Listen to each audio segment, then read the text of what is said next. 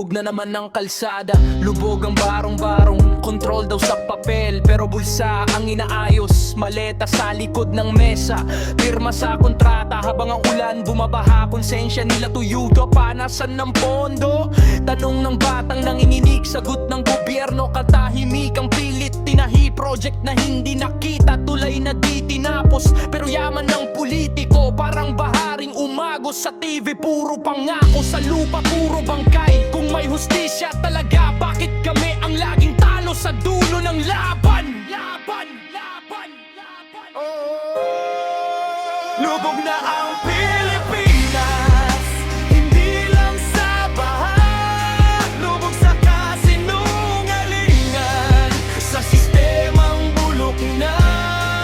Mas may proteksyon ang salarin kaysa biktima ng krimen. Mas mabilis ang patawad kaysa katarungang hihingin. Proteksyon ang salarin kaysa biktima ng krimen. Mas mabilis ang patawad kaysa katarungang hihingin. Mga adik na pumatay ng abuso ng kababaihan. May depensa, may rason, may taong nagtatanggol pa. Pero yung mga nasaktan, iniwan sa dilem. Walang preskon, walang luha, walang kamay makikinig. Ginawang santo ang kriminal, pinapuputi ang sala. Samantalang mga bayani tahimik sa alaala. Sa 44 yan, dugo palit ang tungkulin. Pero parang mas mahalaga ang imahe kaysa ang bangungot ng pamilya nilang nagluluksa pa rin. Lubog na ang Pilipinas, hindi lang sa baha. Lubog sa konsensyang binenta, kapalit ng pera. Mas maingay ang depensa ng may kasalanan kaysa iyak ng inang nawalan ng anak sa karasan. Maingay ang depensa ng may kasalanan kaysa iyak ng inang nawalan ng anak sa karasan. Noong andiyan si Rodrigo Duterte, tahimik man o magulo ang bibig, pero ramdam ang takot ng gumagawa ng mali sa dilim. Ngayon pala mura ka na lang sa balita,